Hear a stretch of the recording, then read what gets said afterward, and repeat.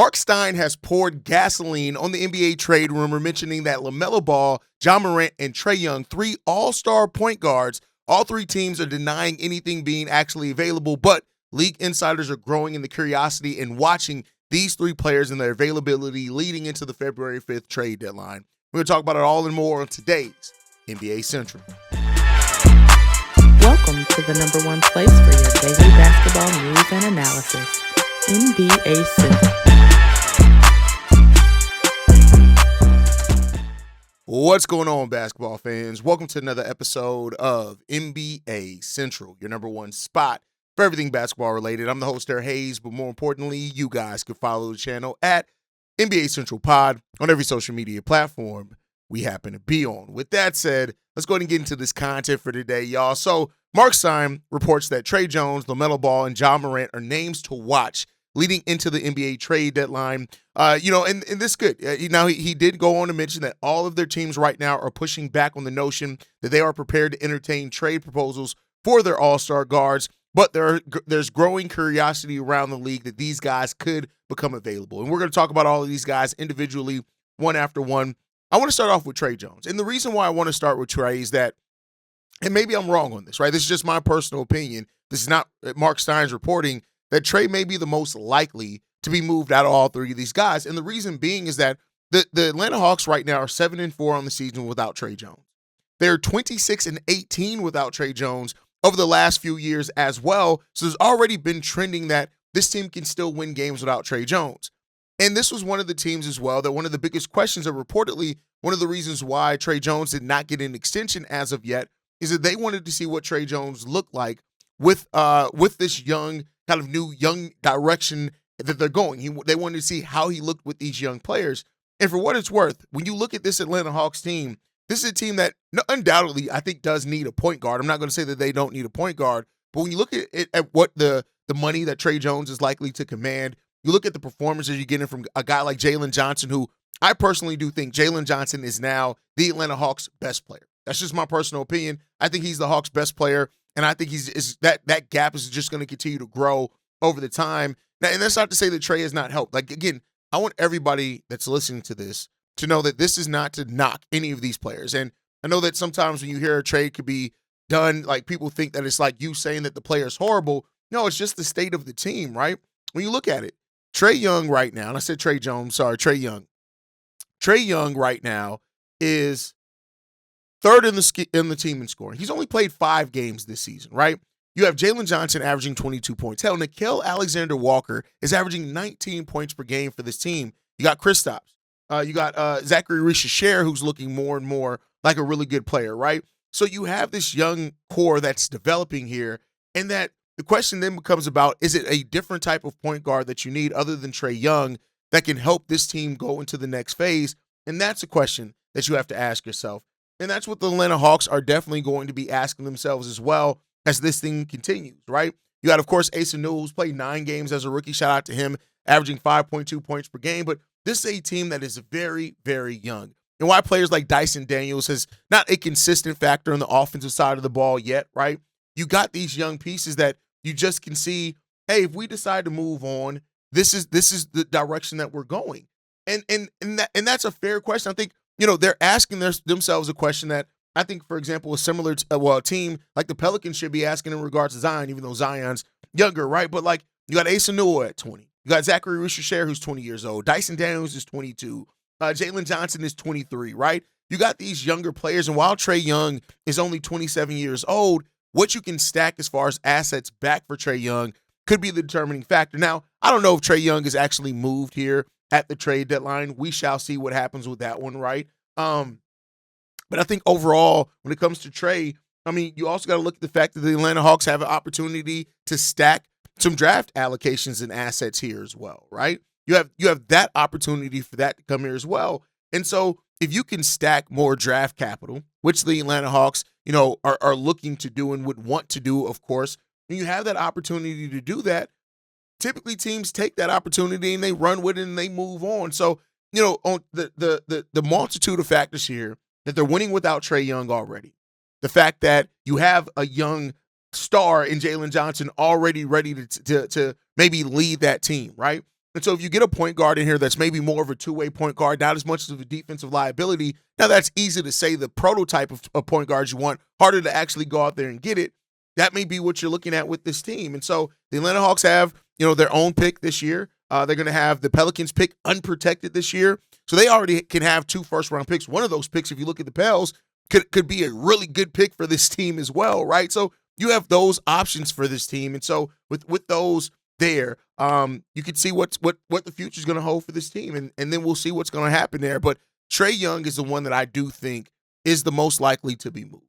And I guess we'll see what's going to happen there with the trade portion of this and if he is moved. But it really does make some sense with where Atlanta is, where they're moving in the Eastern Conference, and you can stack even more draft assets and set yourself up for the future to keep replenishing with young talent as well. And I think that's a smart thing to do. So we'll see what happens with the Atlanta Hawks here and Trae Young and what this Atlanta Hawks team continues to be without Trae Young.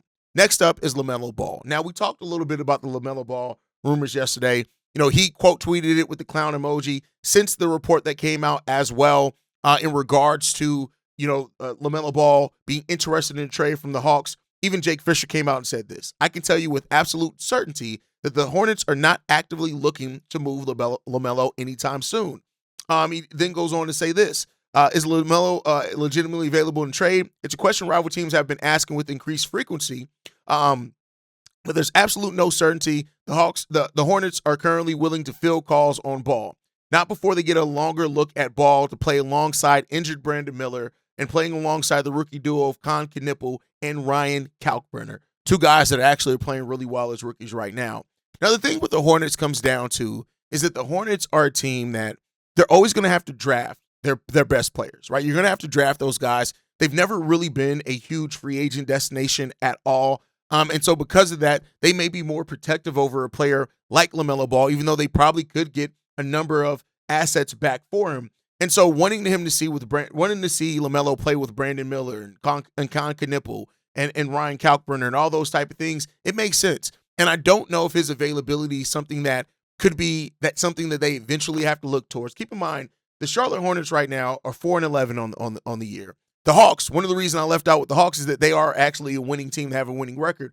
But the Hornets are, while they have some promising rookies, and Kalkbrenner and Knueppel have looked really good, make no mistake about it, and Brandon Miller just can't stay healthy. The health aspect is one of the reasons why they could look to move on from LaMelo Ball.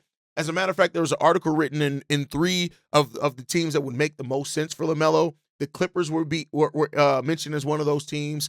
You know how I feel about the Clippers. I don't know exactly where they're going to be going. That the Grizzlies, who have one of the players we're going to be talking about as well, could be one of the teams that are interested, and the Milwaukee Bucks.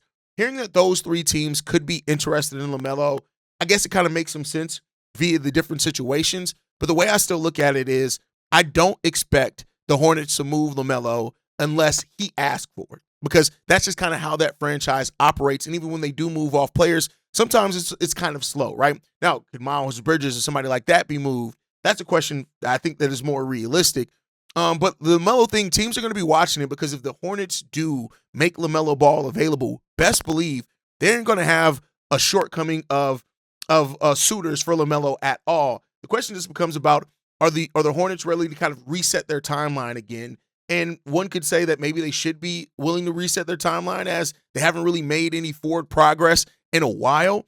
Coming into last season, I was one of the people that thought, hey, this Hornets team could potentially compete for a play-in, because the last time LaMelo was fully healthy, they won over 40 games, all that type of stuff. But it just does not seem like health is coming for this team anytime soon. When you look at their draft situation as well, right, they have their own first-round pick.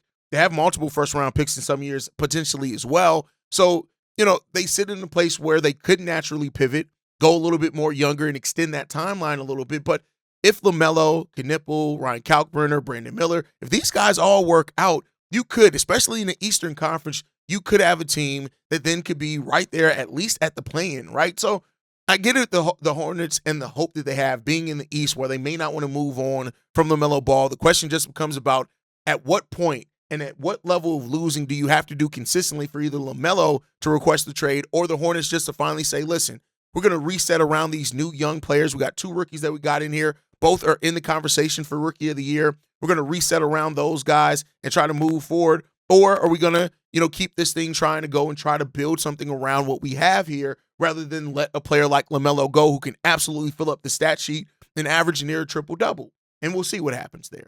Let's move into the last player. That's Ja Morant with the Memphis Grizzlies. And I have a simple response to this. Does anybody know what the hell the Memphis Grizzlies are doing? Right? They're 5-11 on the season. This is a team that just a couple years ago, people thought that they were going to be in the competition in the Western Conference every single year. And it just goes to show you how quickly things can change around the NBA. We talk a lot about the Sacramento Kings and the Beam team and how quickly we've moved on from that. And they're in a completely different spot now as a franchise. We've talked a lot about those things. But the Memphis Grizzlies, their fall has been unique to watch. And I think the thing that makes the Grizzlies a little bit more interesting too is that they still have pieces that are playing well. They just, for the life of them, can't seem to win enough basketball games. You have Cedric Howard here, who is literally one of the best rookies in this draft class and should be a story in this team for sure. But they haven't been able to do anything. You got Jaren Jackson Jr., a guy who perennially is going to be mentioned as a Defensive Player of the Year candidate, even with all his foul trouble, right? You got Zach Edey there. Like, he's going to have to step up as well with this Ja Morant absence. But the thing with the Grizzlies just becomes about the return on the investment that they made in this core. It just gets worse and worse by the day because they're not getting a lot out of it via wins, via playoff runs, or anything like that. They moved on from Desmond Bane this offseason, right? Got a lot of draft picks back for that, which is really good for their future. It helps them stack some things if they do decide to pivot at any point in time. But the question then becomes about, what are you doing here? You fired Taylor Jenkins, which has completely changed the offense, changed Ja Morant's spot in that offense as well, which is reportedly a source of some of the frustration here also. So, like, what's going to happen here? Now, for what it's worth, the Grizzlies own their own first-round pick at this season, 2028, 2029. They have a couple of Phoenix Suns picks in there as well. And then they got the picks that they got from Orlando. So they got some picks and pick swaps coming in here, which is really perfectly fine. But what does that mean for the now? And this is a team with the salary that they have and all that type of stuff that you want to win right now. Now they are below the tax team, which is good, right? They're not into that second tax apron, which is part of the reason they wanted to move off of Desmond Bane. So they put themselves in a much better financial situation, but you're still paying $90 million to over $90 million in Jaren Jackson Jr. and Ja Morant. You're paying over $90 million for that. And you're just not getting a lot out of that investment as things stand right now. And so it's natural to hear that there are some trade rumors surrounding Ja Morant and surrounding this Memphis Grizzlies team. I just don't know which way it's going to go. I'll say this. If depending on what, it's going to depend upon what you get back, right? In this, because as you hear, like LaMelo Ball, could the Grizzlies and the Hornets look to swap point guards at some point? Maybe, right? I don't know how the validity of that, right? But so you have some other options that could get here, but I'll say this, to kind of recap all of this, to look at these 3-point guards and how they all are definitely the lead guards for their respective team, and to be now in a situation where, for varying reasons, Atlanta having success without Trae, the Hornets and Memphis Grizzlies not having success with the players and the cores that they've built around, is that the question? Could this lead to some unexpected moves? Now, while I hear Jake Fischer, hear Mark Stein saying that, none of these teams are all battling back on the availability of these players, as we know in the NBA, all it takes is one team to make an offer that a team feels like they can't miss on, as well as to continue to see how things go. And I think that is the big part in this. We're only in the end of November. We're only exactly a month since the season started and kicked off, right? So there's a lot of time left between now and the trade deadline in early February to make a lot of these decisions. While these teams have this stance now, does not mean that that's exactly where their stance is going to be once February rolls around. But that's it for today's episode. LaMelo pushing back, Ja and the Memphis Grizzlies stuck in the mud. Trae's situation is getting more and more complicated, and the league is watching all three. I want to hear from you guys down below. How do you feel on this? Which player do you think gets moved first? If any of these players get moved, make sure you guys like, subscribe, keep rocking with this, man. You can follow us at NBA Central Pod. You can send us any feedback, questions, comments, concerns, NBA Central Show at gmail.com. And then lastly, if you want to leave a text message and our voicemail for the mailbag, the number to do so, 773-270-2799. And like I like to end every episode on, stay locked in, stay hoop ready, and I'll catch you guys on the next one, the next time I feel like making a video. Peace, y'all. This has been a presentation of the Breaks Media.